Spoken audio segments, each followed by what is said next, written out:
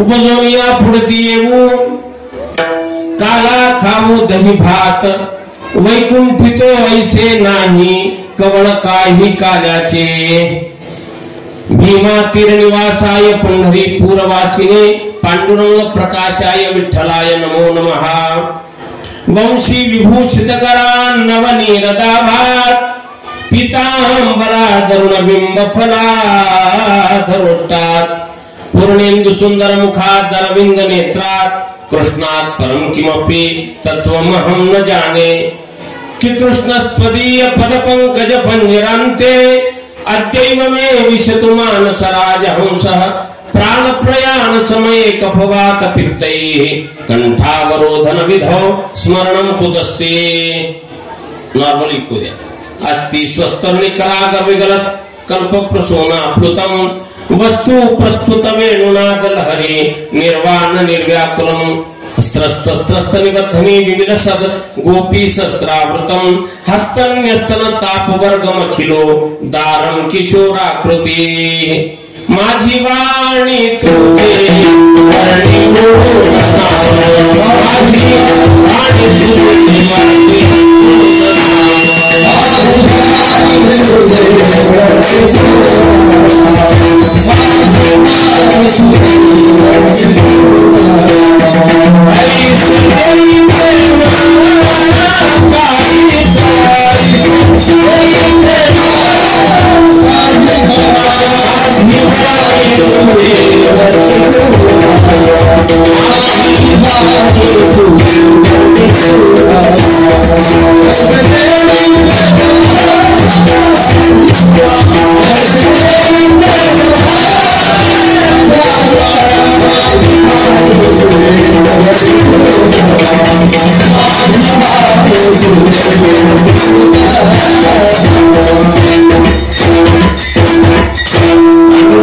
प्रथम नमन दुसरे चरण संतांच्या त्यांच्या कृपादाने कथेचा विस्तारो बाबाजी सद्गुरु दास तुका नमो ज्ञानेश्वरा निवृत्ती उदारा सोपान देवा मुक्ताबाई नमो त्रिभुवन पावनी आद्यत्रय जननी देवाची यंथ प्रविश्य मम वाचमिमां प्रसुप्तां संजीवयत्यखिल शक्तिधर स्वधाम्ना अन्यांश्च हस्तचरण श्रवणत्वकारिं प्राणा नमो भगवते पुरुषाय तुभ्यम् अतुलित बलधामं स्वर्णशैलाभदेहं धनुजवन कृशानं ज्ञानिनामग्रगण्यं सकल गुणनिधानं वानराणामधीशं रघुपति प्रिय भक्तं वातजातं नमामि जय जय जय बजरंग बली जय जय जय बजरंग बली जय जय जय बजरंग बली जय जय जय बजरंग बली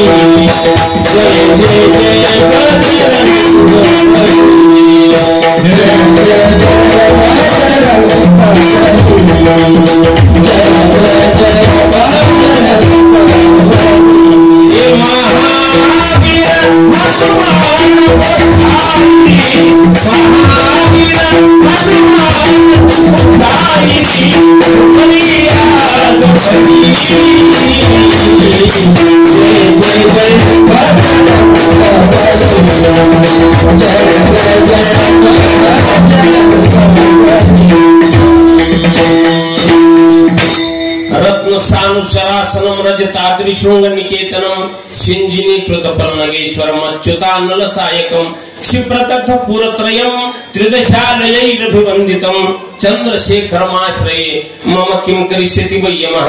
सरस्वती नमस्तुभ्यं वरदे कामरूपिणि कथारम्भं करिष्यामि। सिद्धिर्भवतु मे सदा अखण्डमण्डलाकारं व्याप्तमेन चराचरं तत्पदं दर्शितमेन तस्मै श्री गुरवे नमः। जयांचे केले स्मरण होय सकळ विद्यांचे अधिकरण तेच बंधू श्री चरण श्री गुरूंचे ते नमस्कारोनी आता उपजोनिया पुढती येऊ काला खाऊ दही भात वैकुंठितो ऐसे नाही कवळ काही काल्याचे। हा काल्याच्या चिंतनासाठी गायलेला अभंग परब्रह्म मूर्ती भक्त भार्गव चूडामणी जगद्गुरु तुकाराम महाराज यांचा 4 चरणाचा प्रसिद्ध असा आणि काल्याच्या संदर्भातला हा त्या प्रकरणातला जरी असला तरी यामध्ये महाराजांनी 4 गोष्टी महत्त्वाच्या प्रतिपादन केले आहेत। त्यांची इच्छा येण्यासंबंध संदर्भातलं जे विधान आहे या मुलांना तुम्ही शांत कराल तर मला बोलता येईल। त्यांना इकडे घरी पाठवा नाही तर खाली बसवा त्यांच्याशी तुम्ही बोलत बसू नका।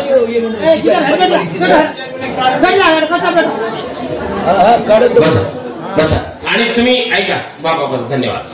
आता तुम्ही असं परस्परांना बोलू नका एकमेकात बोलू नका तुम्ही महिला म्हणतो शांत बसा। कीर्तनात आपण बसलेलो आहोत तुम्ही खूप जाणकार माणसात वारंवार इकडे सतत कार्यक्रम होत राहतात मला माहिती आहे। त्यामुळे एवढी शिस्त जर तुम्ही पाळली तर फार उपकार होतील कारण तुम्ही नीट नाही बसला ए सरळ बसा इकडे व्यासपीठाकडे पाय करू नका नीट बसले ए बरा तुझा बेस हॅलो पक्कन करेल समजत आहे। विनंती एवढीच आहे तुम्ही शांत राहा तर मला चांगलं बोलता येईल खूप गोड वातावरण आहे। तर अभंग जगद्गुरु तुकाराम महाराजांचा आहे। अभंगाचा सरळ अर्थ असा आहे महाराज म्हणतात की उपजोनिया म्हणजे आम्ही पुन्हा जन्माला येऊ पुन्हा येऊ पुढती शब्द वापरलेला आहे पुन्हा जन्माला येऊ आणि कशासाठी तुम्ही येणार आहात तर दही भाताचा काला खाण्यासाठी। इथे खाऊ शब्दाचा अर्थ वेगळा होतो तो पुढे मी माझ्या अभंगाच्या निरूपणाच्या ओघात तो स्पष्ट करेन पण इथे स्पष्ट शब्द असल्यामुळे काला खाऊ दही भाताचा काला खाण्यासाठी आम्ही पुन्हा येऊ। इथेच कशाला येतात तर म्हणाले हे वैकुंठात मिळत नाही म्हणून इथे येतो। वैकुंठातही काला दुर्लभ आहे कवळ काही काल्याचे काही कवळ सुद्धा एक घास सुद्धा मिळत नाही वैकुंठातही काला दुर्लभ आहे त्यामुळे आम्ही इथे मृत्यूलोकामध्ये येऊ पुन्हा येऊ आणि दही भाताचा काला खाऊ। बरं हा काला तुम्ही एकट्यानेच खाणार का तर नाही एकमेका देवमुखी हे आदान प्रदानाचं सगळं शास्त्र आहे। आम्ही एकटेच खाणार नाही एकमेकांच्या मुखामध्ये आम्ही देऊ आणि सुखे होंबरी घालू म्हणजे हमरी तुमरी अरे तुरे अशा आनंदाने प्रेमाने बोलत होंबरी शब्दाचा अर्थ खेळ असा जरी असला तरी इथे तसा अर्थ संभवत नाही हे जाणकारांच्या मतानंतर मी तुम्हाला सांगतोय। तरी सुखे घालू होंबरी आनंदाच्या आणि या क्रियेचे द्योतक आहे काला घेऊ एकमेकांना देऊ आपल्याला काही मिळालं तर ते आपल्या पुरतं मर्यादित न ठेवता इतरांनाही द्यावं ही शिकवणच भारतीय संप्रदायाची असल्यामुळं आम्ही हा काला करू आणि एकमेकांना देऊ। बर हा काला कुठे करणार तुम्ही म्हणजे आम्हाला तिथे येता येईल। बरं महाराजांनी ते स्थान सांगितलेलं आहे वाळवंटामध्ये यमुनेचं वाळवंट वा चंद्रभागेचं वाळवंट या ठिकाणी आम्ही हा काला करू कारण वाळवंट हे काल्यासाठी बरोबर नीट आणि उत्तम अशी जागा असल्यामुळं हा काल्याचा महोत्सव आम्ही तिकडेच करू हा सुंदरसा अर्थ असलेला अभंग आज कीर्तन सेवेसाठी आपण निवडलेला आहे। आपल्या मर्यादित वेळेमध्ये निर्धारित वेळेमध्ये याचं चिंतन करणार तत्पूर्वी मला विनंती एक करायची आता दोनदा विठ्ठल विठ्ठल भजन झालं की नाही लांबलचक पण एवढ्या याच्यामध्ये फार थोडी माणसं तोंड उघडून म्हणत होती विठ्ठल विठ्ठल तेवढं म्हणत जा इकडे नुसतं पाहायचं नाही टाळी वाजवतात तसं म्हणतही जा भजन करत जा कारण इकडे आपण भजनासाठी येतो थोडं देवाचं नाम चिंतन व्हावं वाणी पवित्र व्हावी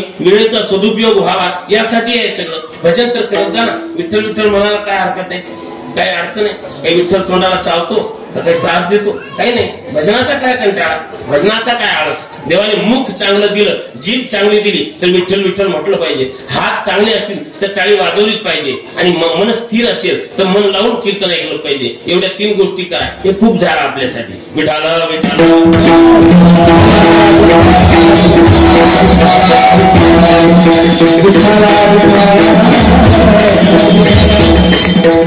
वा. असं अभंगाचा सरळ अर्थ सांगितलेला आहे. तत्पूर्वी या निरूपणाकडे वळण्यापूर्वी कार्यक्रमासंबंधी 2 शब्दाची अल्पशी प्रस्तावना देणं आवश्यक आहे. ती अशी की आजचा हा जो कार्यक्रम आहे, कार्याचं आजचं जे कीर्तन आहे, हे कशाच्या निमित्ताने आहे तर उपस्थित सगळ्यांना या ठिकाणी ज्ञात आहे, माहित आहे कशासाठी, कशा निमित्ताने आपण एकत्र आलेलो आहोत. 2 दिवसाचा हा कार्यक्रम गंगा पूजन सोहळा आहे. या ठिकाणी 4 धाम, सप्तपुऱ्या, 12 ज्योतिर्लिंग, अमरनाथ या तीर्थयात्रेच्या निमित्ताने आता तीर्थयात्रा संपन्न झालेली आहे आणि त्या निमित्ताने गंगा पूजन आणि मावंद्याचा हा खरोखर भव्य दिव्य सोहळा या ठिकाणी आयोजित करण्यात आलेला आहे. अत्यंत सुंदर असा हा कार्यक्रम. काय आहे खरंच सीतानाईक तांडा जो आहे, कोळवाडी परिसर हा सगळा अत्यंत भाग्यवान आहे. मी आता इकडे 4थ्या-5व्यांदा आलेलो आहे. मी पाहतो आपल्या लोकांना प्रचंड आवड आहे परमार्थाची. पैशाचा सदुपयोग कसा करावा हे आपल्याकडून शिकलं पाहिजे. असे पैसा आहे आणि पैसा असूनही विवेक आहे की पैसा कुठे खर्चावा. नाहीतर काय होतं, सुभाषितकारांनी असं म्हटलेलं आहे, विद्या विवादाय धनम मदाय शक्ती परेशान परपीडनाय खलस्य साधोर विपरीत मेत ज्ञानाय दानाय च रक्षणाय. दुष्ट माणसाकडे विद्या असते, दुष्ट माणसाकडे धन असतं, दुष्ट माणसाकडेही शक्ती असते. पण दुष्ट माणूस विद्येचा, धनाचा आणि शक्तीचा दुरुपयोग करतो आणि सज्जन माणूस विद्येचा, धनाचा आणि शक्तीचा सदुपयोग करतो. दुष्ट माणसाकडे विद्या असेल तर दुष्ट माणूस आपली विद्या वादासाठी वापरतो. एखाद्या दुष्टाकडे विद्या असू द्या, एखादा दुष्ट हुशार असू द्या, तो वादविवाद करत राहतो. तुला हे कळतं का, तू एवढा मोठा कीर्तन करायचं, तुला हे माहित आहे का, मी तुला एक प्रश्न करतो त्याचं उत्तर देशील का, वगैरे वगैरे. हे विद्या, दुष्ट माणूस विद्या वादासाठी वापरतो. दुष्ट माणूस धन उन्मत्तपणासाठी वापरतो. पैसा बियरबारवर कुठेही नको त्या ठिकाणी खर्च करेल, बरं का, तमाशाला खर्च करेल, परंतु चांगल्या कामात पैसा खर्च करणार नाही. धन आहे पण धनाचा सदुपयोग नाही. धनम मदाय शक्ती खूप असते त्याच्याकडे, पण इतरांना पीडा देण्यासाठी, इतरांना त्रास देण्यासाठी वापरतो. पण हीच विद्या जर एखाद्या सज्जनाकडे असेल तर सज्जन माणूस विद्येचं दान करेल, सज्जन माणूस धनाचं दान करेल आणि सज्जन माणूस शक्तीचा उपयोग परोपकारासाठी करेल, परपिढीसाठी करणार नाही. तुम्ही सज्जन माणसं आहात, त्यामुळे यात्रा तर केलीच केली, पण यात्रेनंतर आपण केलेली यात्रा इतरांना प्रेरणादायक व्हावी या हेतूने गंगा पूजनाचा आणि मावंद्याचा हा भव्य दिव्य सोहळा या ठिकाणी तुम्ही आयोजित केला. त्यासाठी तुमचं अभिनंदन. एकदा सर्वांनी त्या आयोजकांसाठी टाळ्या वाजवल्या पाहिजे तुम्ही. वा, खरोखर अप्रतिम. कारण मावंद्याचा एवढा छान कार्यक्रम, आता कार्यक्रम होत राहतात पण एवढा उत्साहामध्ये इकडे कसं चैतन्य आलेलं आहे. हे मी आलो तेव्हा नव्हतं ना, कीर्तनाचं ठिकाण हे नंतर झालेलं आहे ना. असे एक वातावरण तयार झालं याच्यामुळे समजलं. आणि श्रोता वर्ग फार चांगला आहे, माता भगिनी पुरुष मंडळी खरोखर अप्रतिम आहे. आणि या सगळ्यांच्या सोबत इकडे येण्याचा हा जो योग मला आला ते आदरणीय आमचे परमस्नेही, माझ्यावर ज्यांचं नितांत प्रेम आहे ते आदरणीय आपल्या सर्वांचे मार्गदर्शक, कार्यक्रमाचे मार्गदर्शक डॉक्टर रोहिदास चव्हाण साहेब यांच्या माध्यमातून या ठिकाणी येण्याचा योग आलेला आहे. आणि पूर्वी एकदा आयोजित झाला कार्यक्रम 3 आणि 4 तारखेला, त्यावेळेला काही नैसर्गिक घटनेमुळे, आपत्तीमुळे ते कार्यक्रम पुढे ढकलण्यात आला. तो याही वेळेला होतोय, हे बरं आहे. कारण काय की एकदा कार्यक्रम स्थगिती मिळाली की मग माणसं म्हणतात असू द्या, राहू द्या, विघ्न आलं ना. ज्याला टाळायचं तो असं करतो, पण तुम्हाला करायचंच होतं तर ही तुम्ही वेळ निवडली आणि कार्यक्रम सफल होतोय. रात्रीची कीर्तन सेवा झालेली आहे. आजचं काल्याचं कीर्तन माझ्याकडे आपण प्रधान आणि संवाद सोपवलेली आहे. तत्पूर्वी इकडे आमच्या सोबत जी गुणीजन मंडळी आलेली आहे, हे कोण आहे त्यांचा परिचय तुम्हाला देणं आवश्यक आहे.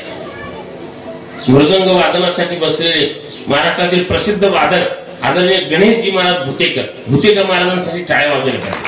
अप्रतिम मृदंग वादन आहे त्यांचं.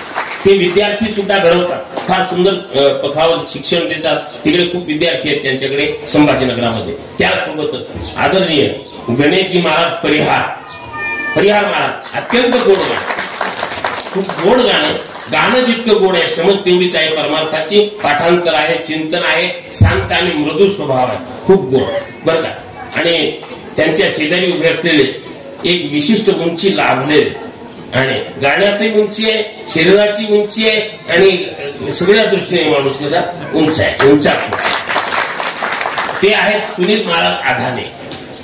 हरिभक्तीपरायण सुनील महाराज आधाने अत्यंत गोड गातात. इकडे माझ्या उजव्या हाताला उभे आहेत ते शिवाजी महाराज, आपला सर्वांचे परिचित आहेत. आणि अन्य सर्व आपली चालकरी मंडळी आहे, साऊंड सिस्टीम काजल मंडप जांभळीवाले आहे की नाही. खूप छान आहे दादा, साऊंड खूप छान आहे, सुंदर सेवा तुमची चाललेली आहे. असं लक्ष राहू द्या शेवटपर्यंत, विशेष. तर आणि आपण सर्व श्रोते मंडळी एकंदर गोड वातावरण आहे. आता उर्वरित वेळेत काळजीपूर्वक ऐकायचंय. इकडे हे जे आयोजन आहे यांनी तीर्थयात्रा संपन्न केली आहे त्या सगळ्यांची महानुभावांची नावं इकडे पत्रिकेवर दिलेली आहे. हे फार छान काम केलं आणि हे केलंच पाहिजे. काही माणसं म्हणतात हा हे बरोबर आहे की केलेलं सत्कर्म इतरांना सांगू नये, पण सांगावं यासाठी सांगावं की ते इतरांना प्रेरणादायी व्हावं, यासाठी सांगितलं पाहिजे की इतरांनाही तीर्थयात्रेला जाण्याची इच्छा व्हावी, तीर्थयात्रा केली पाहिजे. का केली पाहिजे? एक कवी फार गोड बोललेला आहे की कर सैर दुनिया की गाफिल जिंदगानी फिर कहां, कर सैर दुनिया की गाफिल जिंदगानी फिर कहां, और जिंदगानी अगर रही तो नौजवानी फिर कहां. म्हणून जग फिरून घेतलं पाहिजे. ज्याला जगामध्ये चतुर व्हायचंय, हुशार व्हायचंय, त्यांनी 4 गोष्टी केल्या पाहिजेत. 4 गोष्टी जर आपण केल्या तर माणूस चतुर होतो, विद्वान होतो. त्या 4 गोष्टी कोणत्या आहेत? त्या 4 गोष्टी अशा आहेत की देशाटन म्हणजे फिरणे, तीर्थयात्रा करणे, देश फिरला पाहिजे. दुसरं पंडितांशी मैत्री. तिसरं शास्त्रग्रंथांचे अवलोकन बरं का. आणि चौथं सभा संचार. आता या 4 गोष्टींचं मोरोपंतांनी आपल्या आर्यमध्ये वर्णन केलेलं आहे. केल्याने देशाटन, पंडित मैत्री, सभेत संचार, शास्त्र ग्रंथावलोकने, मनुजा चातुर्य येतसे फार. माणसाला चतुर व्हायचं, 4 गोष्टी करा. तीर्थयात्रा तर कराच करा. का हे जर नाही केलं तर वृद्धावस्थेत होणार नाही. भरतृहरी फार सुंदर म्हणतात की यावत स्वस्थ